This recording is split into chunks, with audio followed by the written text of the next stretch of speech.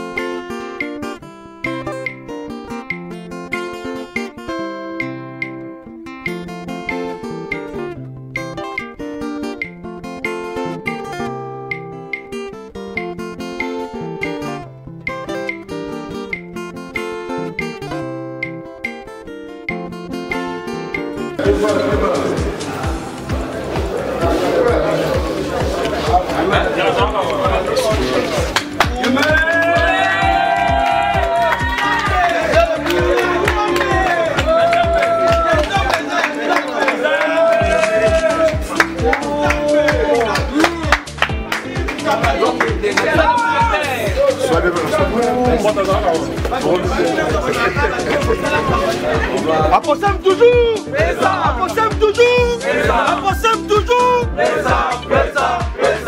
Appetina, autorité morale, Batibetan, Fouma Manza, Kosokevani,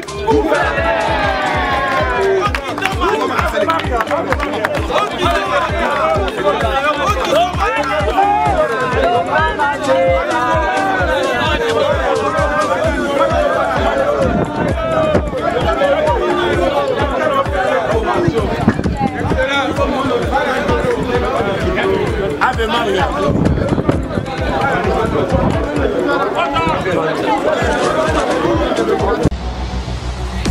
Gouverneur ya Congo Central mwana mboka Grace Bilolo ye akendaki kuna na ngambo ya Kolwezi kokutana na bandeko ya Angola pona koyeba lolenge kani bakobongisa masolo etali ba frontière na biso.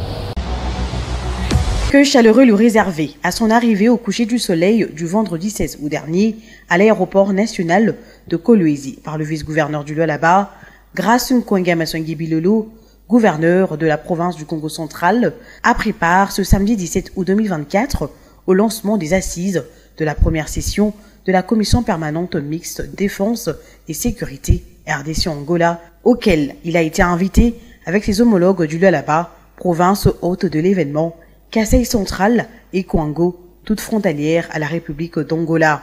Durant quelques jours, les experts de délégations angolaises et congolaises vont user de cette plateforme de traitement de questions liées à la défense et sécurité mises en leur disposition par les gouvernements de ces deux pays pour réfléchir sur les mécanismes à mettre en place pour la consolidation de la paix et de la sécurité le long de frontières communes, mais aussi la préservation d'une relation amicale entre les deux nations. Initiative épousée par l'Angola, représentée à ces travaux par une délégation avec à sa tête José Maria de Lima, secrétaire d'État à la Défense et chef de la partie angolaise. Du côté congolais, avant de procéder au lancement officiel de travaux de la première session de la commission permanente mixte défense et sécurité RDC Angola, Jean Baelo Ngandi, directeur de cabinet du vice-premier ministre en charge de l'intérieur, sécurité, décentralisation affaires coutumières, a émis le vœu de voir ces assises accoucher des recommandations à même de satisfaire le chef d'État de ces deux nations, instigateurs de ces assises. Notre grand souhait est de nous retrouver constamment en vue d'évaluer les niveaux de la mise en exécution des résolutions d'intérêt commun et en développant davantage la dynamique de suivi des recommandations et les sessions futures. Je demeure donc convaincu, pour ma part, que considérant l'essence élevée du patriotisme et du nationalisme qui anime chacun de nous ici, les présentes assises déboucheront certes sur certaines recommandations qui à coup sûr rencontreront les attentes et les aspirations de nos chefs d'État. La province du Congo central fortement représentée à ces travaux qui ont consacré cette première journée à l'élaboration de l'ordre du jour de la dite session et au vu de la frontière qu'elle partage dans sa partie occidentale avec l'Angola, avait elle aussi, suite à l'arrestation de ces 129 pêcheurs en juillet dernier à Moanda par la marine angolaise, entamé sous l'impulsion de l'autorité de province grâce à Nkonga Masongi Bilolo, des pourparlers avec ce voisin par le biais de son consul afin de travailler étroitement pour une cohabitation saine, gage de paix et de sécurité. Tozong à la ville-province à Kinshasa pour nous koyebisa bino que gouverneur Daniel Bumba Lubaki y a salaki lancement y a opération coup de poing.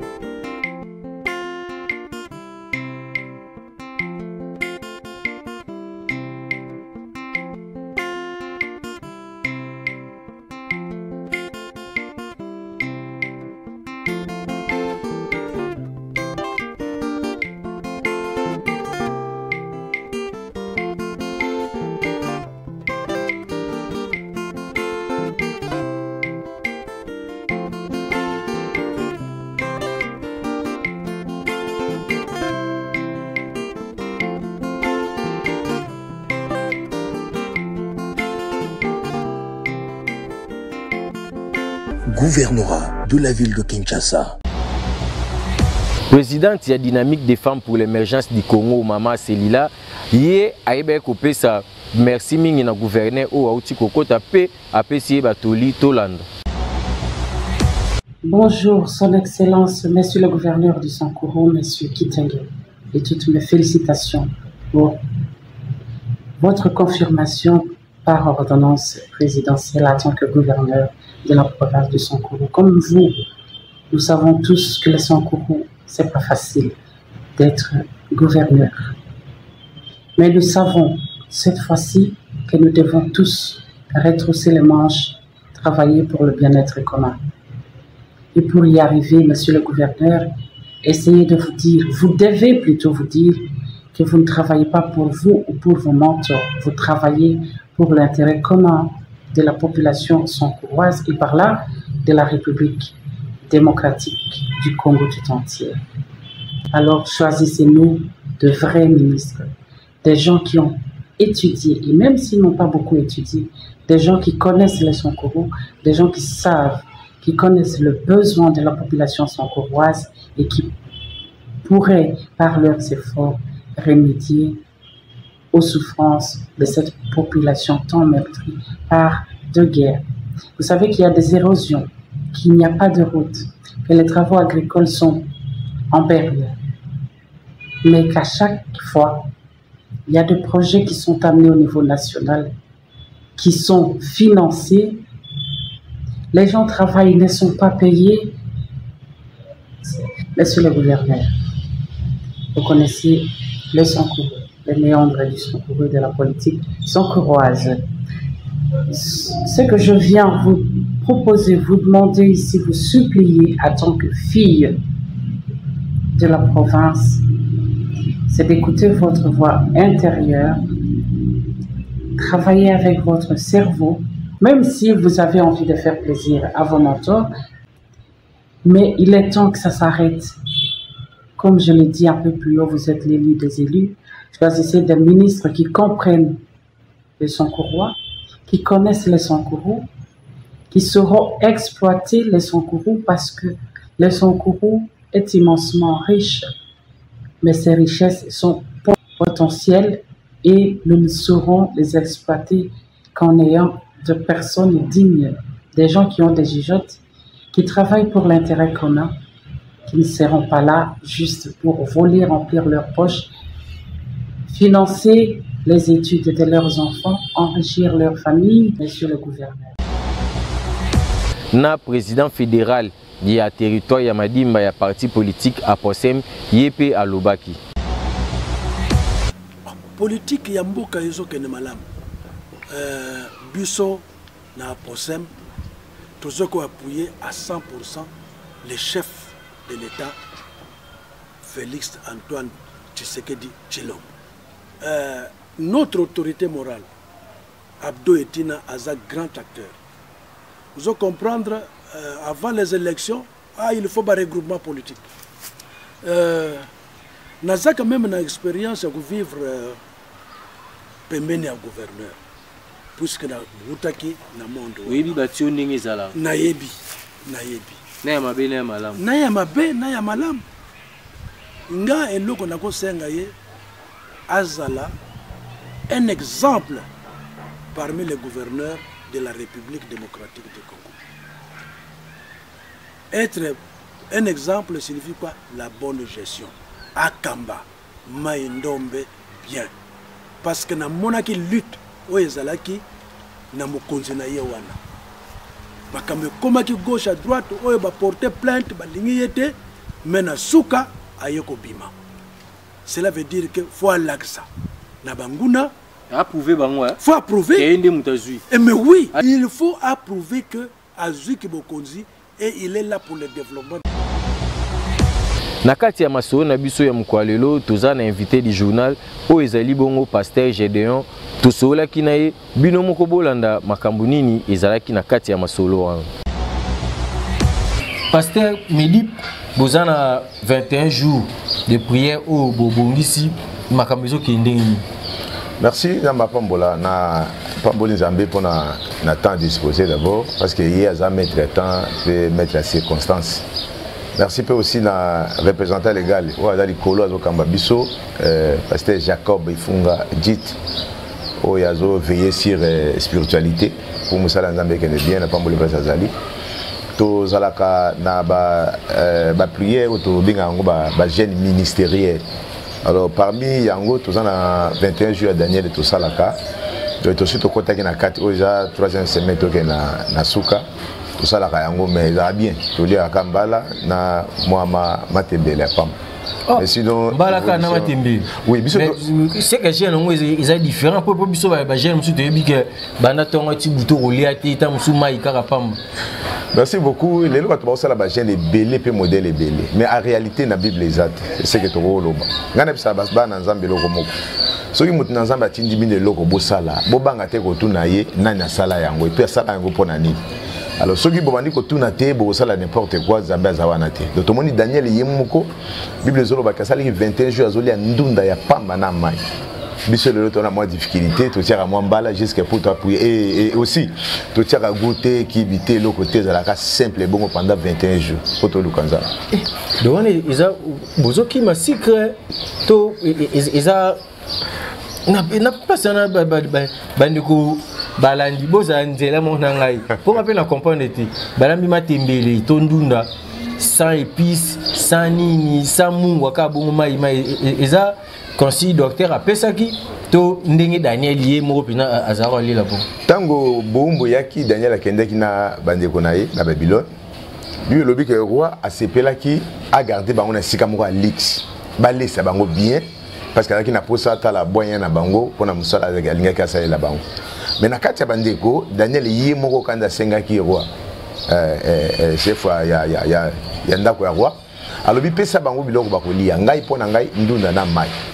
Et puis le solo bakende ko na bangi abi mais ce qui yoko bima après yoko bima bien te konda tout ça vous avez problème pona ngai ba baloko na batela ke malamu tabité ko banga te na kolia ndunda na mai et aliaki ndunda kana mai pendant 21 jours. Mais Bible zo bana biso mokolo Daniel ayiko apparaître liboso ya roi et lungine zaki akongala. Donc eza gene oyo ezongisaka lisusu biso na maambo ebele pe ezongisaka biso na kati ya bonzambe et na sima 21 jours Bible zo bakedela akomaki na bwanya akobaki na boyebi akomaki na mayeli esungaki abandaki ko interpréter ndoto na kati ya Égypte. Donc biso sala kanyango bongo par rapport ya temps Daniel sala ki ndeto sala et c'est bibliquement par yo moko lobi soki pasteur apesi bino et loko bosa en église il faut botuna e po boye bandeni ya osala Daniel asengaki kaka mai na ndunda ye pasaki 21 jours asali 21 jours 21 jours ka asali 21 jours donc bino bola non pena à la loupe mais biso to fandi likolo ya parole de Dieu tout ce que to koyi kosala et ce côté bongo tende ko nanga zo kuta passer ngwa melisa bato ba mai salité bazo tiaka bato ba biloko na zo tout ça mais bibliquement parlant exact so côté pe na bozindo olanda bango habiter na zo révélation oui les révélations to boité po yo muto zo mais est-ce que na Bible ezali est-ce que na sala ya asala ki ngo na kani problème ni yaki et puis tant sala ki ngo solution ni na zo c'est ça biso to ko kolanda tolanda te pourquoi tolanda parce que ndeko sala ki tout ça na peut-être exemple musu da sala émission musu so ikaka problème bibimi ote pasteur simeka mushora pembe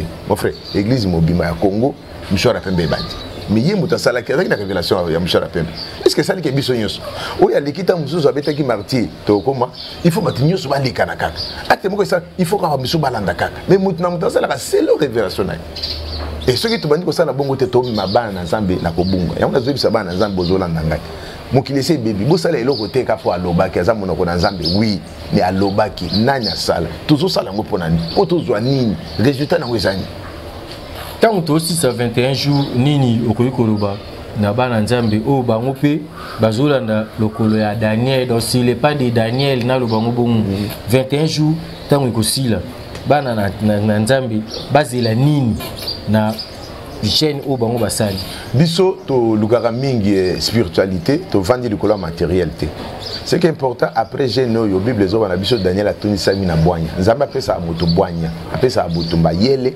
apesa moto boyebi pour que a gérer église na Nzambe yango moni Salomon tanga zo pouvoir Nzambe atuni ozana posa na nini asengi ka bwanya asengi boyebi asengi mayele abi pesanga yango pona kamba bato yo pesingai Nzambe elekeli ari oh nana zozela obakena boma binemi na yo nazozela okoma na mbongo tout ça iloko senka yangwana likolo na yango ndi Nzambe bakisa ki richesse mais posa motema ezaki na kokamba bato ndenge ni so na zana bwanya te bakambaka bato na bwanya na boyebi na mayele bakambaka bato na mayele na classe te papa bakambaka bato na mayele na théologie te ndeko na le pasteur pas gotanga na été atangi na été tellement azaka na bwanya o Nzambe pesi a memane église bon Nzambe efandi likolo la théologie te bon Nzambe efandi likolo la spiritualité okoza ndeko uti na théologie opesi église akwa okambaki donc école la théologie bakanga te bakanga te Paul alobi bo to ajouter na connaissance na biso to ajouter na spiritualité to na ngo connaissance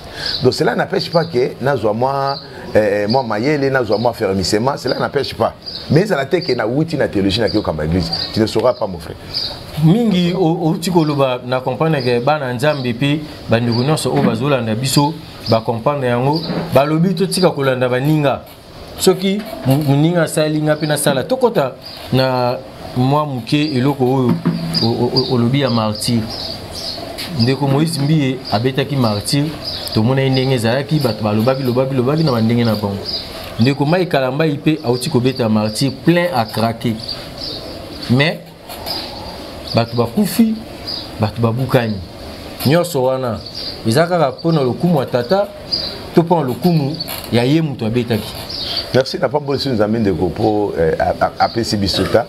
Na CPLI, na hôtel Belo comme quoi. Et ça réalité, ça bon, na habité dans la province, nous na Kinshasa. Donc, ce qui est leki, il faut nous super leka. Na habité ça la démonstration ya force. Na habité ça la rapport pour la gloire en Zambie. Na habité ça pour la gloire ya bango moko. Oh, stade na personne moi mokena le bama mokesima. Obi stade les abon. Ils a placé au bal les betama. Ils a placé au concert religieux betama. Ils a placé au concert ya mukile betara soto ko bana sens wa.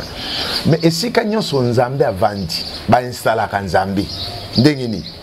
Muto abandaka stade liboso soki abandaki on a bon Nzambe afandi sans Nzambe. Donc Nzambe afandi na stade. Toujours dans la Bible Salomon après qu'on construit temple dans Nzambe. Abengi Nzambe parce que Bible lobi Nzambe afandi na ndako etongami na maboko abatute. Mais tant que qu'on construit temple na Nzambe abi Nzambe yaka, Nzambe kita, Nzambe vanda awa. Donc Nzambe ba vandi sakaye, tout comme Nzambe ba longola kai. Alors ceux qui mutali boso vandi saki Nzambe, yami baleta ngakoya. Il faut soit avandi ça sous Nzambe soit ta longola Nzambe. Alors les deux bande quoi na baza lokola baza na moi na mona quoi moi guerre esprit ils en a quatre na bango Nzambe asunga biso. Alors lokola moko asi asalaki il faut mususu azonga lisusu mais soki ya liboso parce que na ndande kwa na mususu auto ça dernièrement tanga zolo bazo regretter pour un concert ya ndegone betaki liboso mais qui ko critiquer on a na moma image mais tant ya sali critique oui ça bien mais tant yo zongi il faut siko olongola o ya salaki ya mabe ozongi siko ya malamu ça c'est 1 2 soki ya a logola ki bonzambe ndenge lobaki ba cérémonie le kai ko sebeki na ngote to lobake bonzambe elongwaki mais tant yo ye zongi sa bonzambe alors nzambe pour la raison c'est une cérémonie. Alors pour que cérémonie et salama, ils ont senga ba païete, ils ont senga bato ya mukilité, ils ont senga de grands hommes de Dieu où ya quoi ko réunir bango na stade pour que bazongi sans parce que la gloire est bannie. Pasteur Mukuna Zaki wana. Évêque Mukuna Zaki. Na habite so ça qui prier. Azaki. Na habite so teyaki. Ba pasteur ebele na o ba boyaki ba komona bango etanga mabazaki wana. On ne disconfie pas. Bo vandi siko bo sani, boyaka bolandi concert. Oh, il fallait ce que ça il fallait honorer ba papa wana. Juste dans le sens que ba ya nano makamunde wasa ki boso ezaki bien te ya na bo ya nano hein. To mika ozongi sa Nzambe, ceux qui passent à Bunga na Kinshasa, ceux qui passent à la suite, ceux qui passent dans les suites, boya to zongi sa Nzambe. Pour que bo zongi sa Nzambe, il faut bozala bomoko et faut bo benga Nzambe, bozala ni sa Nzambe, sa Nzambe kita. Nzambe vanda tikala on a stade. Nyonso wana ka ezara rapport ba papa wana ba mataki na podium tinde ko musunda mataki na podium eloko zo soit bino mwana. Bible lobby que tout ce qui respire loue les noms de l'Éternel. Abengaki grand frère na Ewe Ranson a mati na podium et puis grand frère na ye lokola yaya a bénisi a lobi na ye a partir lelo au côté na cour des grands. Tiko bino basali ya Nzambi. Pas si na bino za wapi. On va présenter bino te. Nazoka moi pas na mutema ndeko na ngai. C'est na lobelo na moi pas na mutema. Mais Bible zo na Jean 4 verset 42. Bato lelo bato luka gloire na bango moko na presque baluka gloire na ça. Ça c'est un. Yami bali côté les misandeko wana. Obitango de Werason côté misandeko Werason bon merci beaucoup côté misandeko Werason ngai place na vanda ki na bani ko raisonner loko moko wana zaki ngai nazomona Jean-Baptiste na kati ya mai nazomona arrivé à Jésus et Jésus présenté Jésus pas ya bato po yebisa bongo nga musala ngai si moto bokolanda lelo yewan donc présentation wana ngai pa na ngai lobaki trop mais Bible lobini rapport moko ezate entre lumière na ténèbres rapport ezate si ka wira ténèbres n'habite que yaza ténèbres moi ça wira za pasteur na habite que ce mais n'habite que rapport moko teza entre lumière na ténèbres et loko mi bali ko fanda place moko te Malachie 3 verset 3 deux hommes batomi balé bakoki jamais grand jamais pour que ba tambola nzela moko ndekolanga soki ba yokanité na mono tambola ndekolanga Patrick c'est que boyokani to tambola to zo transport le loi to que ne place te mais so boyokanité boza place moko te be tambola te donc cela veut dire lumière na ténèbres rapport comme parce que on a zo bengi sa zanai liboso na eloko na osala problème ezaki ke eloko na osala honneur nango eza Nzambe mais tant on a ina bengi sa bato il faut na bengi sa bateau yo ba ko ko qui ça honneur pas na parce que tout ça ah wa tozo lu ko gula kan nzambe te ya bateau mokilité tozo lu ko gula kan nzambe il faut to pese gula na mais place mo na bible ba loba soko salisi feti ko benga bateau yo ba ko peso ba cadeau te mais benga bateau oyo bazani loko te soki balie tango ke peme ah nzamba pambola ezandenge moko abengi ya na ewe ranson aye amatise likolo peut-être pe présentation wana ekoki ko bongo ya wera atiki musique to ba ya mokila komo yembela nzambe mabeza wapi que tout ce qui respire comme nzambe nzambe a pambola yo oyebi koloba ke to sali fête to bengi bato ba na eloko te ba ya pour que fête ça la bien fête c'est autre chose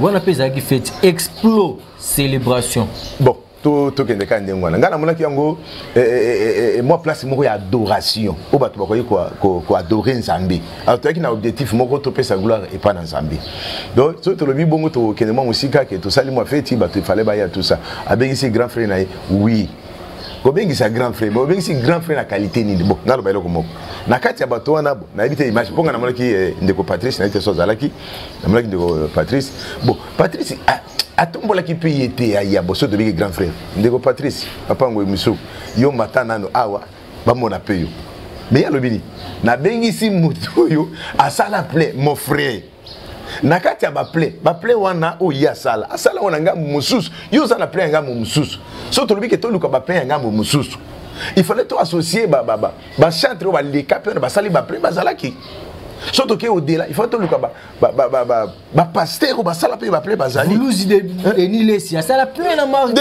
dès ça sala plein na pour qui a mis la sala plein CPC sala plein Sonic Kafuta sala plein na 7 à 7 pasteur Marcelo pasteur qui plein na Marcelo sala plein na qui ça pasteur Konde na ngami sala qui na di o dernièrement sur di papa na biso na ngami kombo ya asali pe plein batande mwana nde soki za kinga ba ya boya nano bino boza famille fait pasteur Barouti docteur Jésus à ça peut plein na tata rafa voyez pas ça plein la mais ma place là après tant ba consacrer à misa batne ba ça après plein pesa craquer ce sont les hommes là où il y a ngaki boya bino de ça là ba plein bo fa peut-être ben si bango ba na banguti siko ya na wera ayi to lobani bon ko ben ça bango ba ya ou ba ya te obi l'autre ça na moi problème na ba église église ça bato bazana kana bango bato bazana kana bango pourquoi c'est tout à fait normal biso toujours gérer spiritualité par rapport il y a obiso toujours ça mais il y a de cela basi ba kenda na bango na l'autre côté bazana ba maison na bango basi science ba tout ça ba ma peuple la modèle bazo me la peuple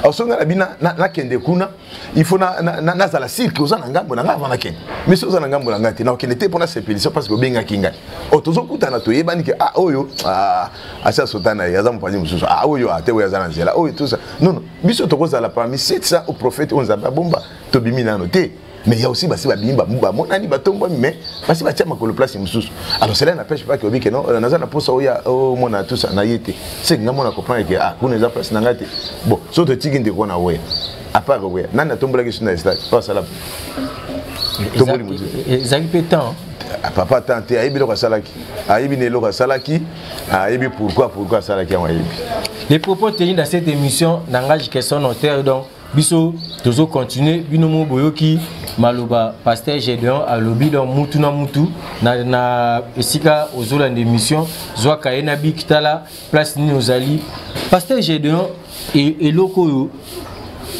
ezo sala pasi et puis ezo luka ko kabola église corps du Christ église catholique so mutakufi bayaka basala la messe soki messe ba benga na français messe de suffrage soki ya moté ba sala kaka ba shoot ba benisi corps andeko et surtout église de réveil ba télémilara makambo les amabe laissez les morts enterrer leurs morts boyina boy moi si ya pasteur Marcelo Mama Blanche a pema na ki mesika zali tango akufaki to monaki église basala ki pe bongo basengi pe nzambe alimbisa masumu na ye après 40 jours pasteur Marcelo akendaki na cimetière na tombe ya mama akendaki kotala et puis alobaki moi maloba de quoi mon Christ solo est-ce que ça normal tout ça normalité.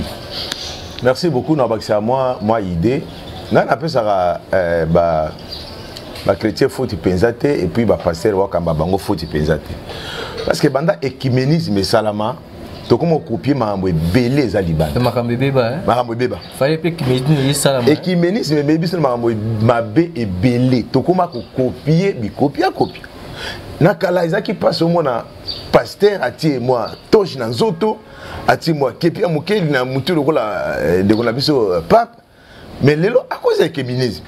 Donc, au moins, la pasteur a consacré moi din na moto, moi kani na maboko, tout ce que biso papa na biso na babanda ko boya. Lelo yo e comment nango à la mode. Ba tu va comment ça là.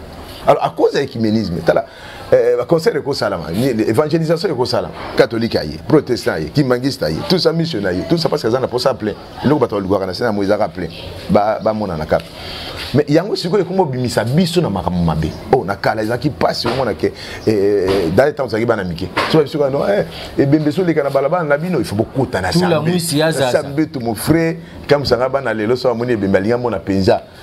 Mutuka c'est l'accident bato akufi mais moi na muki azoya tala ndingi mutanga. Kasi nyonso wana ezata en catholique alobaki so muta kufi azongaka. Église de réveil tant que le bité so muta kufi ke libéra. Yango lelo au respect des morts ezara soudé. Car bino monde bobe bisa mamba. Biso yeso todo. Car bino mo. Biso yeso todo ko daga na ta parole ngo. Yango na binga la Bible za zamba donc na mtakoti ya suki na pas de suki na zilika ko na bimi umsa okota zuma sombona bimi umsa okota do Bible c'est za ngo samba munene parce que tout c'est azon na pour peut-être na intérêt Zambé ainsi de suite. Donc yango salama ni oh nakala ebembeza ke loko batwa ki rubanga. Yami bali. Messi wana Messi bossa la moto asa kufi bossa les Messi mon frère. Est-ce que toi sur Natago on ne vit qu'une seule fois. Après quoi vient le jugement. Ceux qui m'ont accueilli, tout ce qui est au sale, tout ce qui est pardon. Azakuna te pendant que na msena mo. Azo vivre, c'est pardon te. Soit c'est pardon. Qui est le laxi que maman wana avant que tu akufa so yebisa nzambe le côté. Peut-être Natania souka linya kufa ça les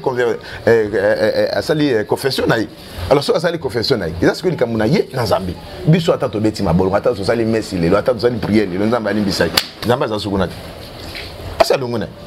Mais c'est question que tant que mutazo azo que okata mutema asolaki nini na nzambe na biso do glorifier nzambe aki musala servante asala ki nzambe aki na kimia kozonga lisusu na cimetière pour tout la soki 40 jours nous c'est pas biso ba chrétien ça n'existe pas parce que laissez les morts enterrer leurs morts wana nzambe azo benga apôtre moko abi landanga habite na kunda habite tika bango bakunda na bango yo landanga. Donc, si on te sait qu'il y a qui, tu peux honorer des mémoires naïe, mais tu peux juste pour toi adorer, tu peux juste pour toi la seconde fois tout ça. Peut-être pas. Qu'est-ce que tu as la cimetière? Donc c'est que les premiers août on a les bandeko bakendara kobomisa batoma bandeko na bantu kenda souter. Est-ce que pour nous que notre tika matite bota no ande wana? Est-ce que pour nous que notre bandeko na kufa fo général les premiers août? Ko que le samedi OK, otali obomisa. Les premiers août eza date opina mokiletia pour tokendaka le quoi fait des parents nini tokendaka tokanisa baboti ou bakenda bandeko bakenda da tokenda na biso souter. C'est le moko. Obina sena moyi eloko nyonso mutako ko tia na sena yango na sima nango eloko ezikambo ezala bato batiaka date wana habite so batia ondengeni pe bayiba ondengeni habite so basala ondengeni mais ba bénéficier na nini tango mokolana ezala bongo et puis ba mokenda na cimetière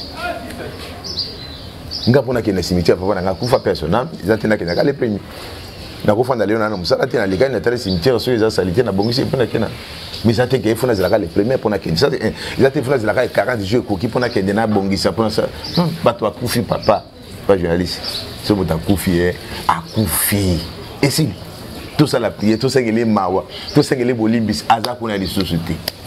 Je n'ai pas dit Togo, non, c'est mon cas, non, micro, tout cela, vraiment, bisoumbali. Pasteur Gédéon, Pasteur Barouti, jour, Basalaka, veille mortuaire, na 20 mai. Barbaki, di kole fumwamaki, di patamoke bimaki wana.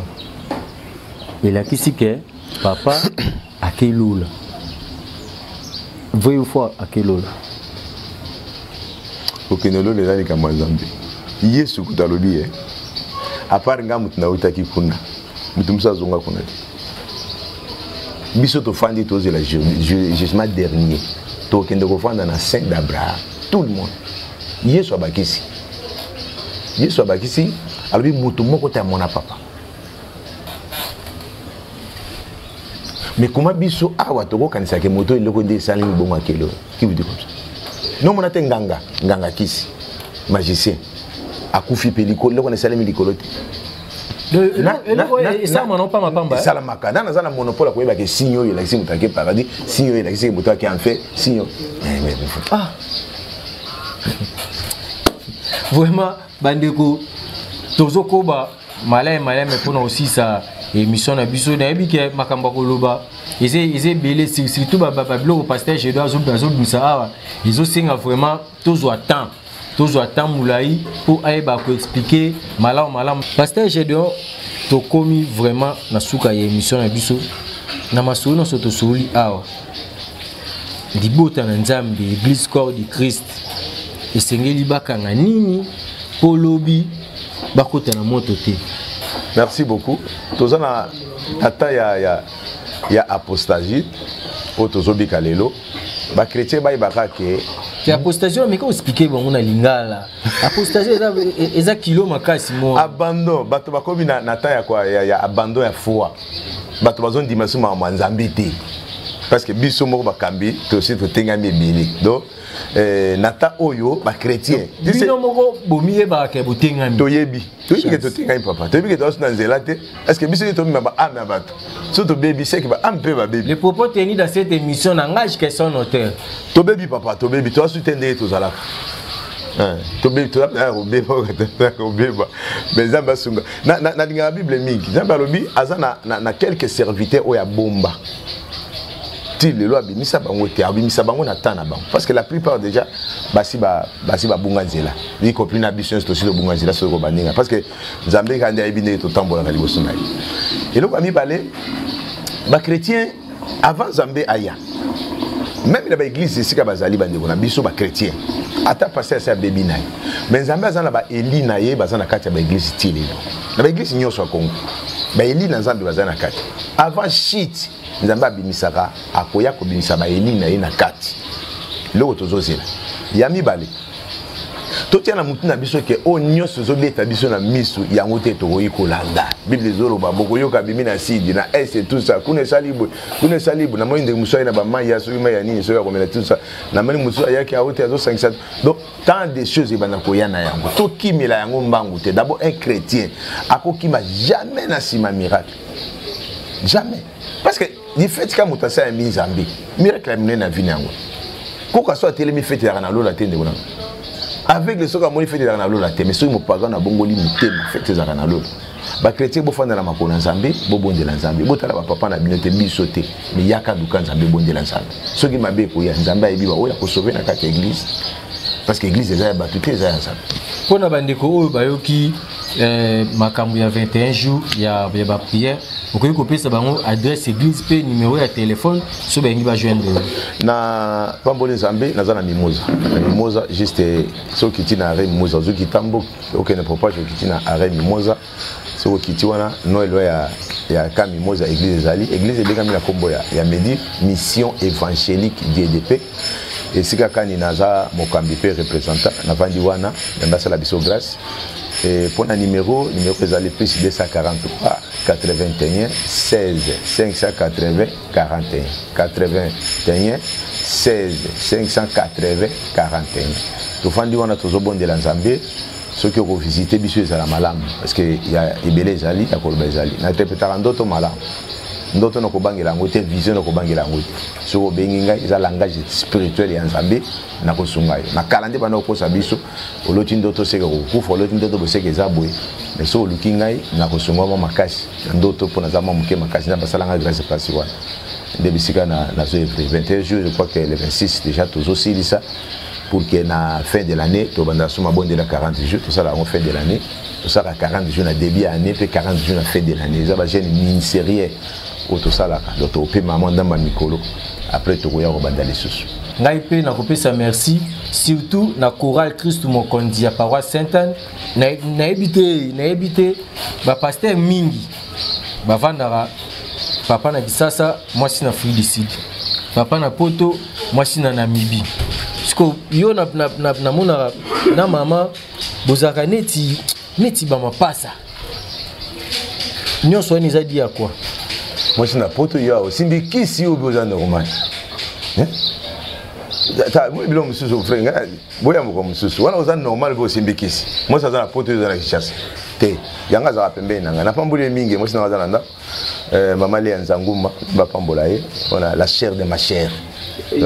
Azawana azape kawa pasta mutabolingo oh soito tolbito tika mama pembe c'est toi likanzi mususu tona mama mususu uyanga ta poto to kebiso mi bali to zonga to tambola c'est comme il y a la poto nga exté na zana mami wa tete aza ko remplacer na ndako na mona kaye na place ya mosina do mosina na ndako za mapambola ye na zo pambola représentant légal Jacob Ifunga Dita papa nanga molimo na pambola pe madame na ye na kombo ya Brigitte Biangule bakombo Léa ndamba pambola bango bazolandela ngai mingi spiritualité na pamboli pasteur ya église ya Kolwezi pasteur Israël na mosina ye mama Bigaël na pamboli pe bandeko o bazo soutenir kuna donc bazala malam tout le monde a d'ici là pena zozonga na Kolwezi pona consacrer pasteur Israël na musala wana na lukatike na kenande ko Patrick po na ngi match on etika là et ça malamu d'abord na Kolwezi tozoya pona kosala toujours musala pona ko panda biso musana biso eza kosala publicité ya kombo Yesu tokosukisa basango na biso mukwa lelo kopesa joyeux anniversaire na autorité morale ya parti politique Aposem honorable Abdon Etina Bekile Ipan. Olelo mokolo ya mbotama ya Abdon Etina tosepela elongo puisque l'État nous a donné ces jours de boire à votre santé, à la famille, à l'amour et à l'amitié.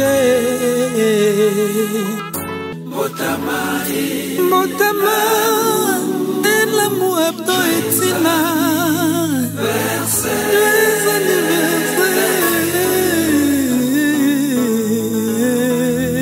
Ce soir, nous allons sabler les champagnes à gogo. Je cesse de dire, et ça les linaïe, au-delà, il y a des défauts comme tout et ça dit plutôt alliance particulière au Yémoba Salananzambe naïe. C'est un monsieur très croyant, à Banganzambe Makassi. Originaire de la province de Maïndombe, groupement Babaï, territoire Koutou, fils de Etina Baudry et de Aweza. Né à Tolo le 13 août, Abdon Etina Bekile Ipan, acteur politique, initiateur du parti politique Alliance des paysans, des ouvriers et de la classe moyenne Aposem en sigle. Abdon Etina, un humaniste hors pair, un homme généreux, aimable et surtout un homme serviable qui aime la paix, la joie et la concorde.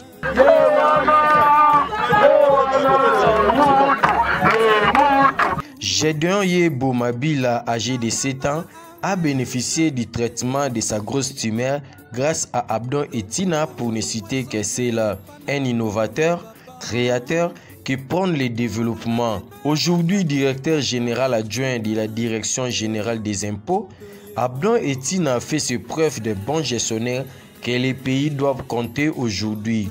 Abdon Etina ne promet pas, mais quand il dit, il réalise. Atienankla, Tienemo, pour ton anniversaire, nous vous souhaitons tous les bonheurs du monde. Abdon Etina, DGA 2GI, joyeux anniversaire à vous. Et puis, birthday to you, Babota Makaka, profites-en, joyeux anniversaire. Heureuse fête d'anniversaire à l'autorité morale Papa Abdon Etina, le DGA de la DGI. Que du bonheur pour vous, papa, longue vie sur la terre des hommes et que le bon Dieu vous garde très longtemps. Vraiment, nous avons encore besoin de vous. Alors, profitez bien de votre jour, papa Abdon Etina, notre DGA de la DGI. Moi, Junior Lusaoulou, l'artiste, je vous souhaite toutes les bonnes choses du monde. Alors, happy birthday to you, notre très cher papa Abdon Etina. Mes respects et respectueusement, je te souhaite toutes les bonnes choses du monde. Joyeux anniversaire! Pour la autorité morale, Abdon Etina, joyeux anniversaire, plein de bonnes choses. Nzambe atamboanayo, pesayo intelligence, sagesse, pour na kokamba aposem puis Maïndombe ngomba parce que biso jeunesse ya Maïndombe toza na sima na opi toza na confiance na yo vie misala ozo sala ba réalisation sur terrain nzambe amema o susu plus haut koleka oyo za lelo nzamba sala o bolamu apambola yo. Nous t'aimons beaucoup. Moi et ma grande famille Kachama, nous te disons un joyeux anniversaire. Vous salue les grands Koi pour ce jour d'anniversaire que Dieu vous a donné. Nous les prions pour qu'il vous donne encore sagesse, intelligence et que vous soyez encore plus vigilants, surtout par les temps qui courent où les flèches viennent de partout.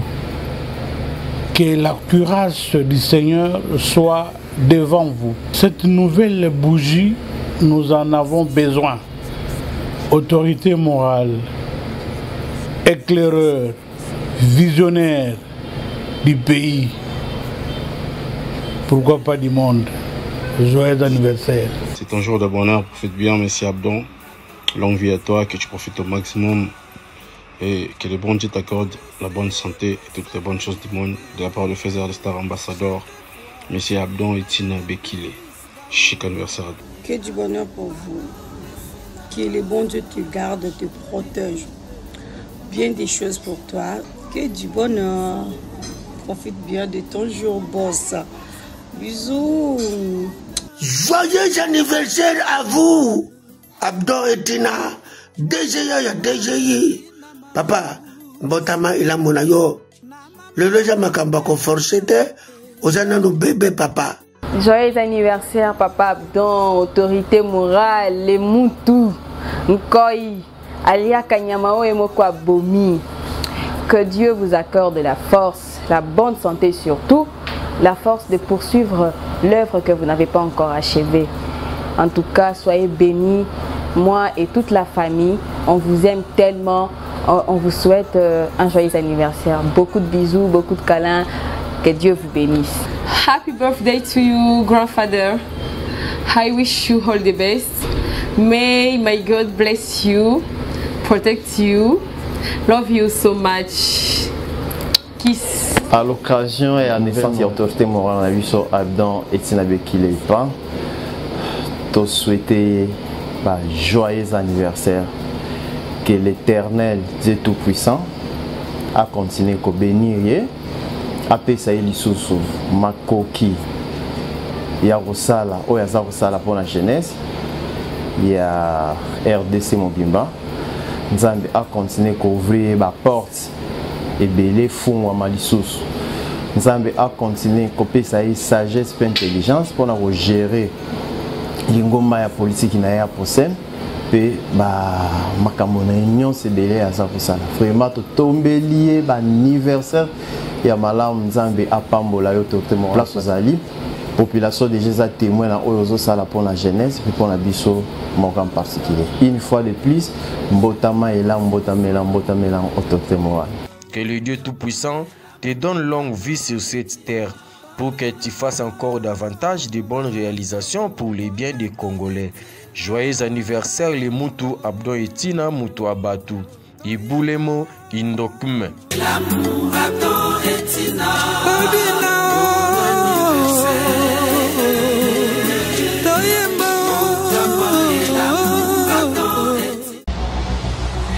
Basango o nde sukisi makamuto bongise pona bino moko alelo. Merci mingi na équipe mobimba ya lobela bango, ingénieur Patrick Kitoko azaki na sima ya caméra, ingénieur Etika pe na Dipro pe bandeko nyonso oyo balandaka biso pe basutenaka biso na pesi mbote mingi na Asaka Saint-Paul pe Asaka ya doyene Saint-Pierre Mobimba na pesi ba voyant Dr Elvis Boula, Dr Patilaza Kiom izo continuer toujours ko salama na ebike JDK ya Touro e ko zala koleka ba JDK nyonso oyo salama ngai na bino tokutani mbala ya sima.